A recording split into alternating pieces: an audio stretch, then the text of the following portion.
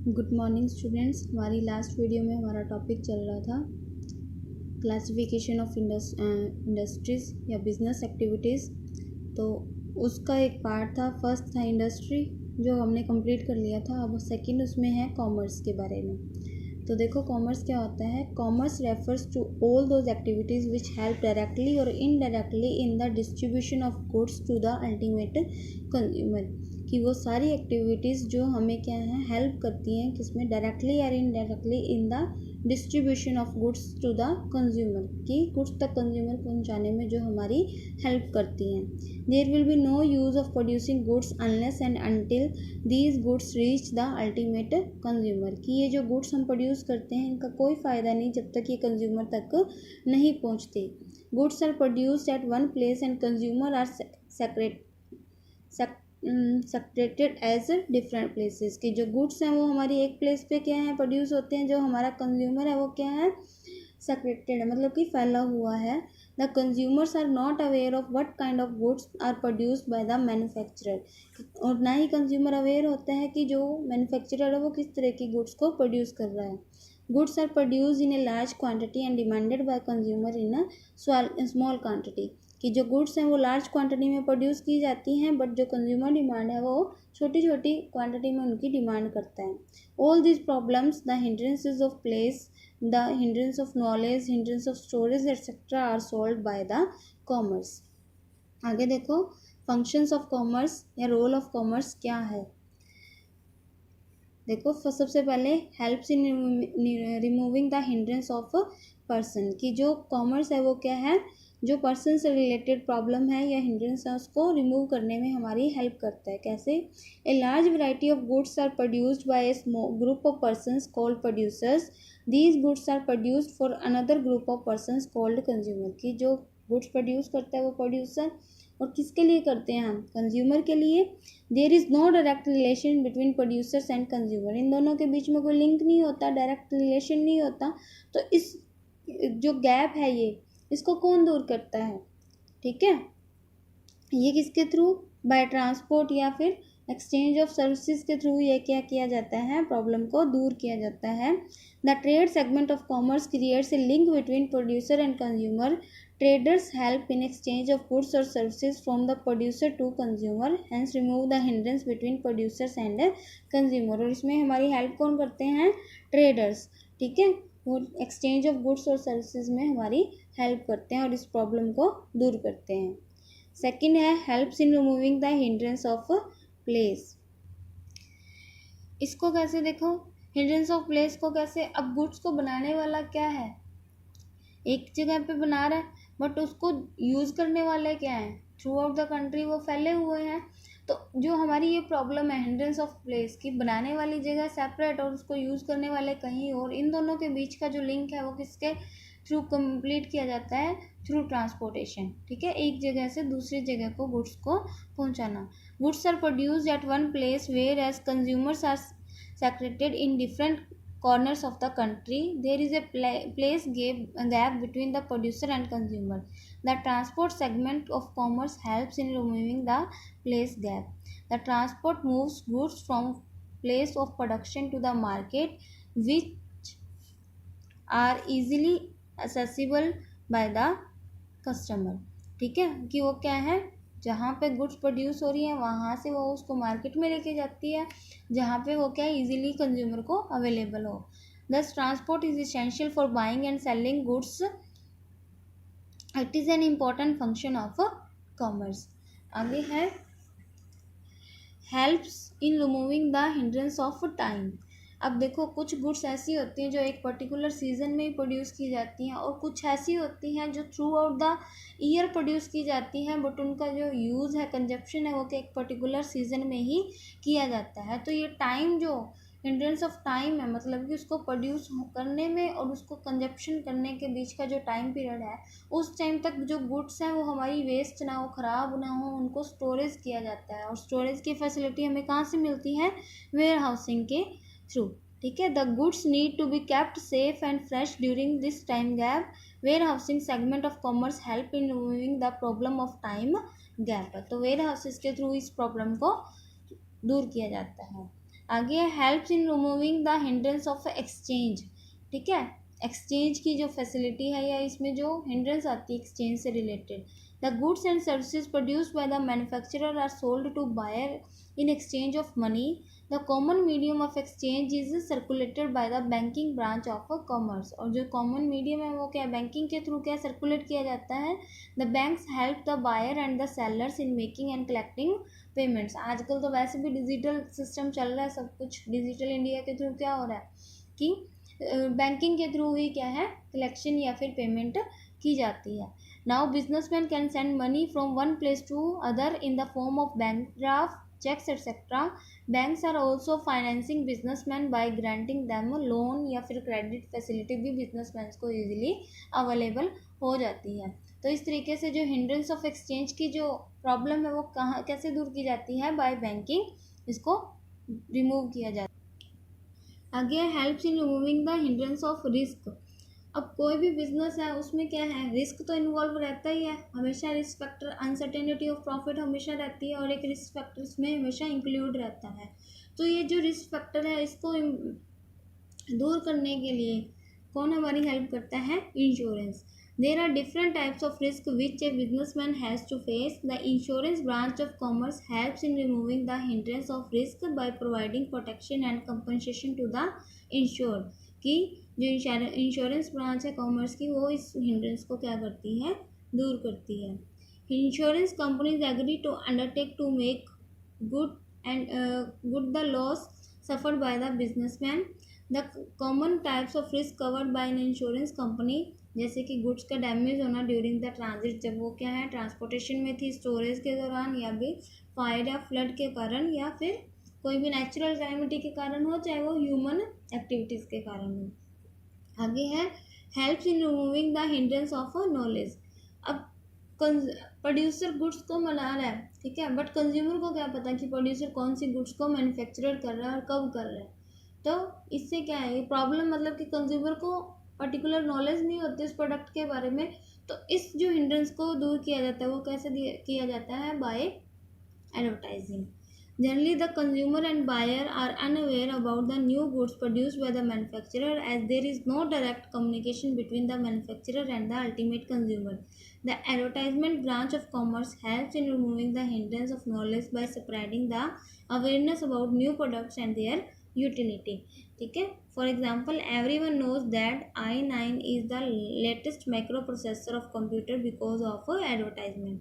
ठीक है, तो हमें जो प्रोडक्ट के बारे में नॉलेज मिलती है वो कैसे मिलती है, बाय एडवर्टाइजमेंट। आगे देखो क्लासिफिकेशन ऑफ कॉमर्स। कॉमर्स को भी आगे दो पार्ट्स में बांटा हुआ है, trade and aids to trade. अब ट्रेड क्या होता है, ट्रेड इंपॉर्टेंट पार्ट है कॉमर्स का। It refers to buying and selling of goods and services.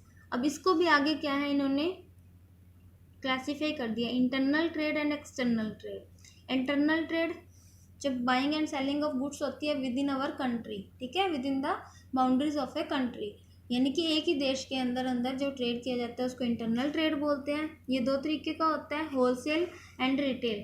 Wholesale trade क्या होता है, जहाँ पे क्या है buying and selling of goods and services होती है लार्ज क्वान्टिटी, ठीक है, जो इसमें मतलब कि होलसेलर होता है वो क्या लार्ज क्वांटिटी में मैन्युफैक्चरर से गुड्स को परचेज करता है और उनको स्टॉक करके रखता है। और ये मोस्टली वन लाइन प्रोडक्ट होता है, मतलब कि एक ही तरीके का प्रोडक्ट ये सेल करता है। आगे है रिटेल ट्रेड। इसमें क्या है, buying and selling of goods and services in small quantities. ये होलसेलर से क्या है स्मॉल क्वांटिटी में गुड्स को प्रोड्यूस करता है, परचेज करता है होलसेलर से और इसको फर्दर सेल कर देता है कंज्यूमर को। इसमें जो रिटेलर होता है उसको वैरायटी ऑफ गुड्स को मेंटेन करना पड़ता है। आगे है external trade. External trade it refers to buying and selling of goods and services beyond the geographical boundaries, मतलब कि अपने बाउंड्रीज के बाहर या फिर अदर कंट्री फॉरेन कंट्रीज के साथ ट्रेड करना। ये होते हैं export trade, import trade and interport trade. सबसे पहले एक्सपोर्ट ट्रेड, इसमें क्या होता है sale of goods to foreign country, अपने देश से दूसरे देश में गुड्स को भेजना, उसको बोलेंगे export trade. Import trade, import यानी मंगाना खुद के देश में, बाहर वाले देश से फॉरेन कंट्री से खुद के देश में कुछ इंपोर्ट करना, कुछ भी मंगवाना, बाय करना यानी परचेजिंग करना, उसको बोलेंगे इम्पोर्ट ट्रेड। आगे है एंटरपोर्ट। एंटरपोर्ट क्या होता है?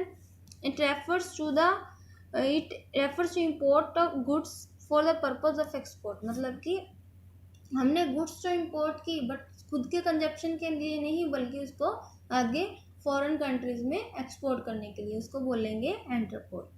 आगे है एड्स और ऑक्सिलरीज टू ट्रेड। मतलब कि कौन कौन से सर्विसेज हैं जो हमारे ट्रेड में हेल्प करती हैं या राहत का काम करती हैं। ये अभी हम पीछे रीड करके आए, वही सेम चीज़ें हैं। जैसे ट्रांसपोर्ट एंड कम्युनिकेशन। ट्रांसपोर्ट के थ्रू हमारी क्या है, प्लेस यूटिलिटी क्या होती है, कंप्लीट की जाती है। और कम्युनिकेशन के थ्रू क्या करते हैं हम, इंफॉर्मेशन क्या होती है, एक्सचेंज होती है प्रोड्यूसर, कंज्यूमर और ट्रेडर्स के बीच में। आगे बैंकिंग एंड फाइनेंस के थ्रू क्या करते हैं, क्रेडिट फैसिलिटी या फिर पेमेंट फैसिलिटी हमें मिलती है, हम कलेक्शन कर सकते हैं किसी के बिहाफ पे, यो डिजिटली पेमेंट हम लेन देन कर सकते हैं। आगे है इंश्योरेंस। इंश्योरेंस क्या करता है, हमारा रिस्क कवर करता है। अभी हमने पीछे अभी किया था इसके बारे में कि ये सारी जो सर्विसेज हैं, जो क्या है हमारे ट्रेड में जो भी हिंड्रेंसेस आ रही हैं, ठीक है, बाधाएं आ रही हैं, उनको कम करती हैं या उनको रोकती हैं। आगे है वेयर हाउसिंग के थ्रू हमें क्या है, टाइम यूटिलिटी मिलती है, ठीक है। तो एक मतलब कि उनकी सीजनल जो भी प्रोडक्शन होती है और उनके प्रोडक्शन के बीच में और उनके कंजप्शन के बीच में जो टाइम लैग होता है, उसके लिए हमें क्या है, वेयर हाउसिंग हेल्प करता है थ्रू स्टोरेज। आगे एडवर्टाइजिंग। एडवर्टाइजिंग के लिए क्या होता है, एडवर्टाइजिंग से हमें नॉलेज मिलती है प्रोडक्ट के बारे में। तो ये क्या है, मतलब कि कंज्यूमर और जो सेलर के बीच में, मैन्युफैक्चरर के बीच में जो भी प्रोडक्ट बन रहा है, उसके बीच में जो भी ये नॉलेज की कमी होती है, वो एडवर्टाइजमेंट के थ्रू कंप्लीट की जाती है। आगे हमारी case study. Rajiv wants to start a wholesale business of ready-made garments, but he is hesitating as it involves various problems such as searching for customers, for moving goods from place of production to market, informing consumers about new designs and varieties added every season, threat of risk loss by fire or accident, storing the excess stock of goods, etc. He approaches his friend Sandeep, who explained him about some branches of commerce which help Rajiv to overcome his hesitation. तो सबसे पहले आपको बताना है, state the type of business Rajiv is planning to start. ये हमारी first line में है, Rajiv wants to start a wholesale business. वो कौन सा करना चाहता था, होलसेल ट्रेडर करना चाहता था। State which dimension of business can help Rajiv to overcome these hindrance. अब मतलब कि ये जो प्रॉब्लम्स आ रही हैं, वो कौन सी डायमेंशंस के थ्रू क्या है, कंप्लीट की जाती है या हेल्प कर सकती हैं उसकी।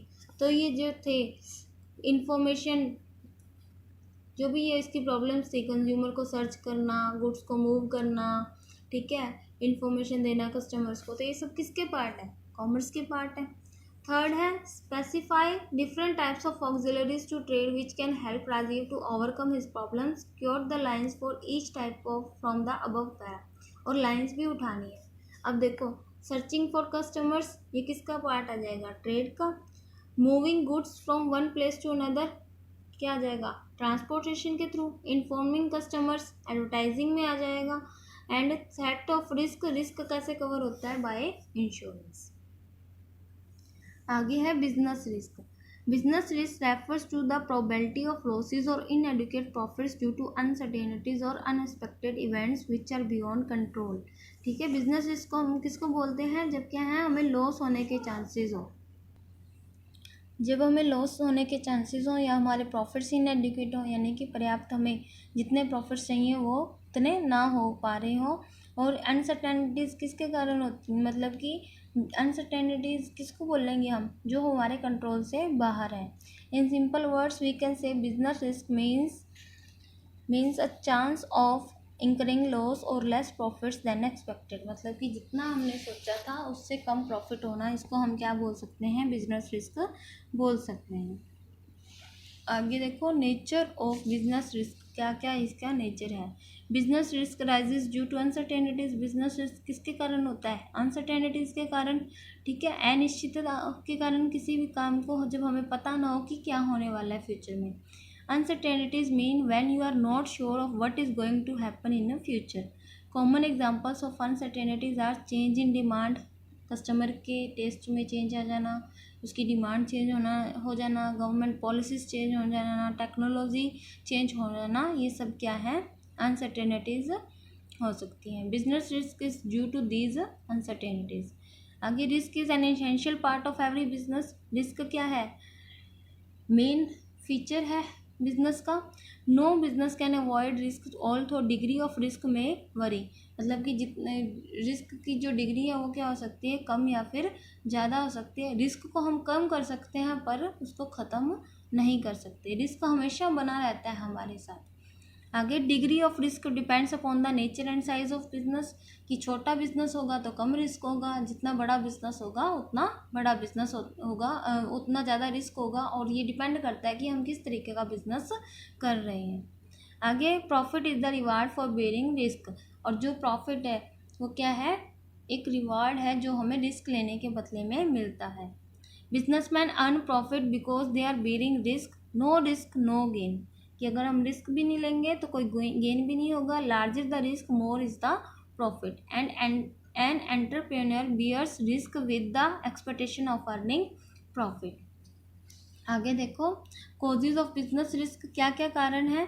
नेचुरल कॉजेज हो सकते हैं और ह्यूमन कॉजेज हो सकते हैं। नेचुरल कॉजेज मतलब कि कोई नेचुरल कैलेमिटी के कारण कुछ भी हमारा लॉस हो जाना, और नेचुरल कैलेमिटीज़ पे ह्यूमन बींग्स का कोई भी कंट्रोल नहीं होता।